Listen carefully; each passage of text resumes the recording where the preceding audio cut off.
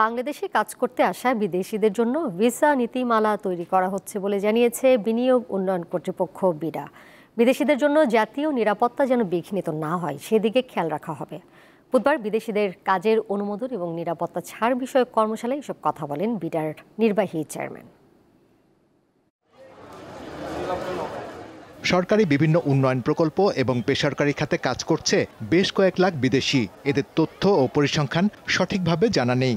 আর এসব বিষয় এখন থেকে নিয়মতান্ত্রিক এবং নিয়ন্ত্রিত করতে চলতি মাস থেকে বিদেশি বিনিয়োগকারী এবং কর্মীদের কাজ এবং নিরাপত্তা ছাড় অনলাইনে দেয়া শুরু করেছে বাংলাদেশ বিনিয়োগ উন্নয়ন কর্তৃপক্ষ বিডা।